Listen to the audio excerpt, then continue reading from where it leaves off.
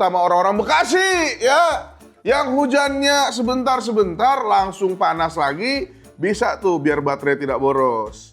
Apa hubungannya? Gue mah nggak mau sebut, Ska. Nanti saya ditelepon lagi sama mama saya. Mama saya udah meninggal. Kita tuh Mio fans, apa Mihoyo fans. Yes! Yes! Piki nggak suara gue? Yes, ya bro! Yes, finally! Finally, ya. iQOO 15 datang ke Indonesia, ya. Here comes the money. Here we go. Ini mah beneran rilis. Jadi kalau ada yang ngomong pertama tapi nggak rilis, You catching me? ya nggak tahu siapa ya. Ya ini iQOO 15, langsung aja cepet ya. Ini setelah kehadiran yang fenomenal dari saudaranya X300, kita cari lagi nih. iQOO 15 langsung disuguhkan dengan di atas boxnya nih, tuh lihat. Powered by Origin OS. Jadi sudah pasti pakai apa? Pakai iOS. So kayak iOS sih.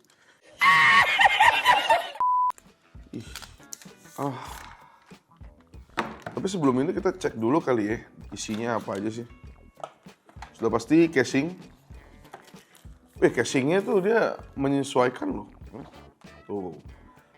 Walaupun dia dijual dengan HP performa, tapi casingnya tuh tetap diperlihatkan gitu. Artinya apa?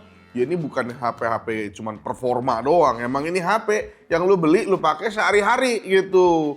All rounder bro. Jadi nggak cuman kameranya lumayan, kenceng juga. Harusnya begitu ya, karena dia pakai Egg Elite. Nah ini kita tunggu-tunggu. Chargernya 100 watt, kabelnya ada juga, lengkap ya. Benar-benar bagus. Tuh. Ya kita taruh udah. Itu doang isi box ya, cepat aja kan. Langsung kita ke menu utama, yaitu iQOO 15. Tapi kita kalau sambil nyalain kali ini. Cuma yang pertama...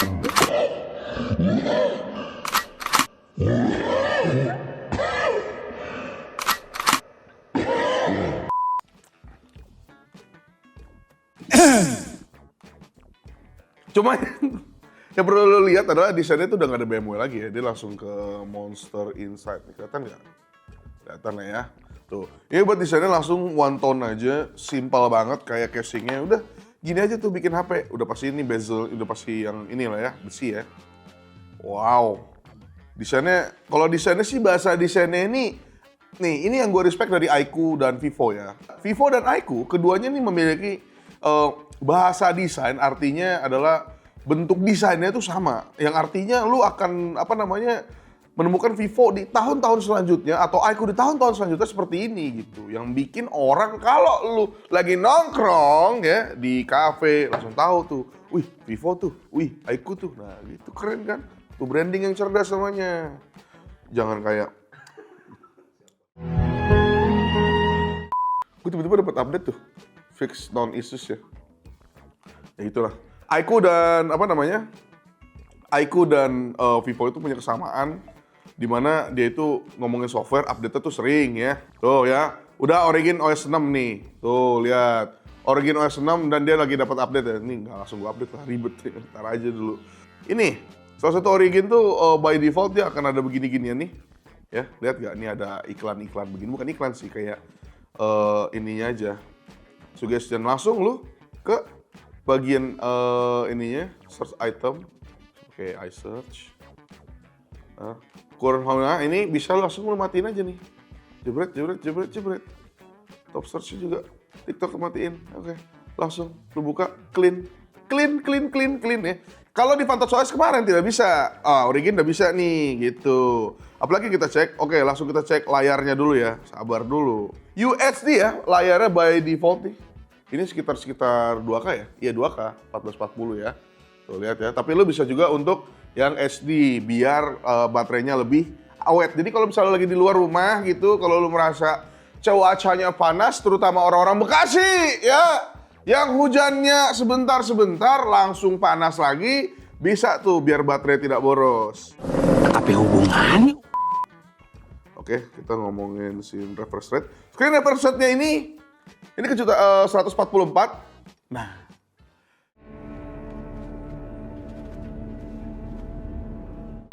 ngomongin refresh rate, ini nih. Kan 144. Ini adalah yang suka kita komenin, di mana 144 itu terkesan gimmick ya. Tapi ketika kita membuka Mobile Legend ya,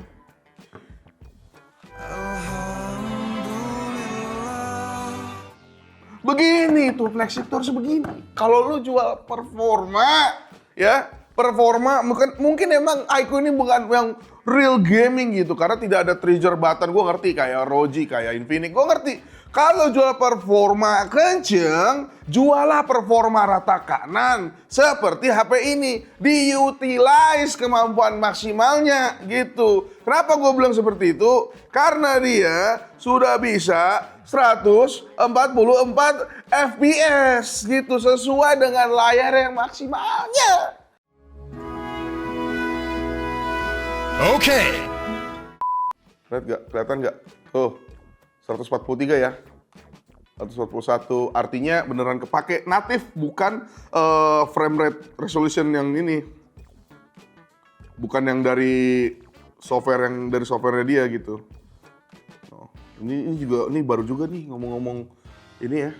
Tuh, lihat. Self-developed Q3 gitu. Ini baru nih bentuknya nih, dia ada super performance, ada game enhance tuh, bisa ada game filter juga, tone dan lain-lain. Tapi ini nanti akan kita tes lebih lanjut di nyantai seperti biasa.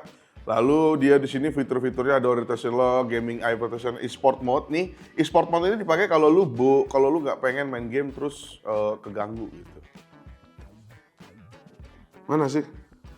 Screen refresh. Nah, height-nya itu di mana aja itu bisa tuh dinyalain tuh 144 gitu. Gila banget nih kalau lu kepo tadi buat Mobile Legends-nya, tuh dia by default udah 144 ya. Nah, nih gue tau ya, leap-nya ini bener-bener signifikan karena kemarin 144 ini didapat ketika lu ingin interpolasi gitu. Jadi caranya Ico itu adalah interpolasi itu untuk dapat 144, dia turunin dulu ke 48, baru sisanya ditambahin sendiri dari key 3-nya. Begitu kira-kira gampangnya gitu. Jadi mereka ada dua yang kerja di situ. Dan sejauh ini cuman Ico ini gue berani klaim karena gue berani buktiin, gue udah nyobain banyak sekali interpolasi game di HP-HP selain Ico.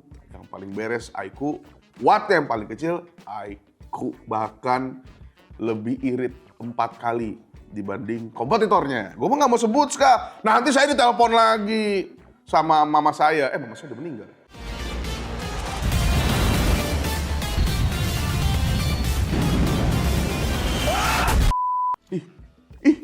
Ngebug ya? Kok cuma 3 sih bang? Bang? Wah, Ico nggak bener nih. Kayak ngomong gitu kan. Alas. Ya. Hebatnya Ico adalah dia itu tidak memaksimalkan full maksimal, bener-bener full maksimal ketika kita tidak main game. Jadi, tapi ketika lu mau masuk ke dalam aplikasi gamenya ya, mana Ultra Game Mode, supported games nih, gua masukin nih multi-touch testnya, tuh langsung bisa kan? Tuh 3 doang langsung bisa kan? Multi-touch, ketika multi-touchnya nyala ya, banyak gestur mati dan dimaksimalkan lagi untuk layarnya. Sampai 10 ya, sudah pasti ya, tidak seperti Apple yang mentok di 5 gitu. Tuh layarnya tuh aman tuh. Ini berlaku juga di touch sampling rate ya, kita tes juga untuk touch sampling rate-nya. Ini buat touch sampling rate-nya ya. Lihat gak? Ini normalnya dia cuma di 186, 185 doang. Oke? Lihat ya. Oke ya. Kelihatan kan? Nih 188 doang tuh maksimal tuh. Bukan 200. Terus apakah kita harus mengamuk sebegitunya? Tidak usah. Karena lagi gue bilang, Vivo dari dulu itu dibedakan ketika lu mau main game atau tidak. Ketika kita masukin dia ke dalam list game di supported game ini, touch sampling rate-nya, lihat, nah jadi game dia, jadi dianggap game sama si Ico-nya, set, ya kan? Jadi naik dong. Jadi 240, kita coba nih mode monster, touch sampling rate high. Tuh, jadi 300. Ya, ini rata-rata ya. Oh. Tuh, jadi 300. Keren kan? Coba kita Genshin kali sebentar ya. Ini udah bertahun-tahun gue main di Aiku. Menurut gue Genshin Impact paling beres di Aiku. Karena paling adem. Tuh ya, tau sampai ngeliat tuh, hype. Oh, dia ada ray tracing coy. Coba kita turn off tuh. Ada ray tracing. Ya, ray tracingnya ya. Tuh, langsung dikasih shadow ya. Tuh ya, ada ray tracingnya anjir, ampas banget. Aneh banget ya.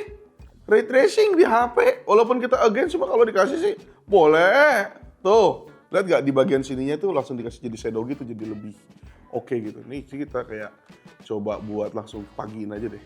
Nih, by the way, yang suka nanya kita tuh MiHoYo fans, apa sih namanya? Iya, MiHoYo fans ya. Kita nanti akan tes nih ZZZ dan lain-lain tuh, PGR ya. Biar kita tidak dituduh.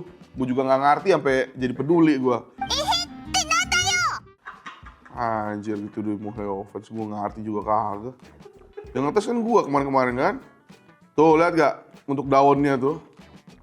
Kelihatan gak sih? Gitu.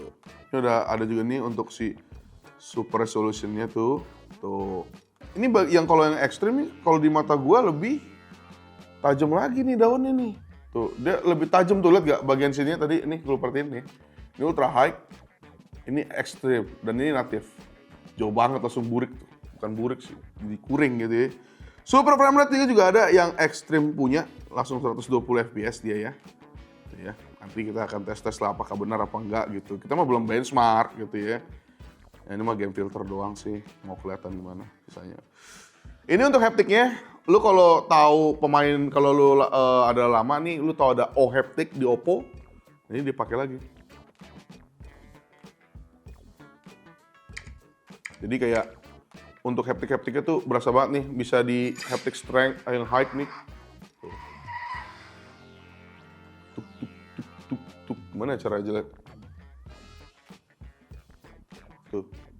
Gila, haptiknya bagus banget cu. Dia bisa juga pilih yang mau yang soft apa yang crisp. Jadi kalau mau yang soft aja, yang nggak terlalu tajam. Cuma kalau lu main gamer die hard tuh, lu pakein 4D 3D vibration, lu campur yang crisp itu harusnya lebih oke. Nih kayak 4D ini nih, maksud gue nih. Jadi ketika lu pakai main game tuh langsung ada 4D ininya. Langsung ada kayak geter-geterannya gitu, yang dimana Aiku udah berubah banget sih untuk ngomongin haptik. Dah, oh iya satu lagi Ska. Aduh. Kamera belum ya. Ini kalau kamera kira-kira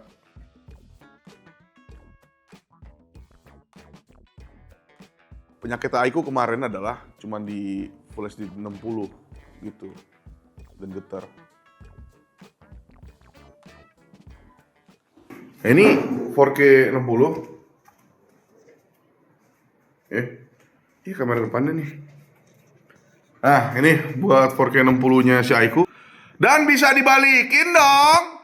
Vivo ini tidak bisa dibalikin 4K 60-nya kameranya. Kok ini bisa ya? Kok aneh ya? Ya, Vivo ya. Udah gitu aja kira-kira dari rekaman hari ini. Yang jelas gue sangat senang dengan 2025. Di kedua handphone ini adalah dua handphone yang memang mirip secara DNA, tapi secara kegunaan beda. Ini X300 flagship juga. Ini dua-duanya flagship nih. Ini X300 buat lu harian, lu pegang masuk kantong, selesai, lu foto, selesai. Tapi ya udah gitu, maksudnya tidak full fitur game performance. Kalau lu pengen yang ada performance-nya, kameranya nggak jelek-jelek banget, bisa kepake, nggak malu-maluin. Aiku. Ya, Elite. Gitu dong ya. Udah gitu aja, tidak ada penutup sampai sekarang. Campur lah sekalian lah ini. Ini Egg Elite 5 9.500. Gila nih, 3 HP flagship fenomenal tahun ini lah. Ini fenomenal ya?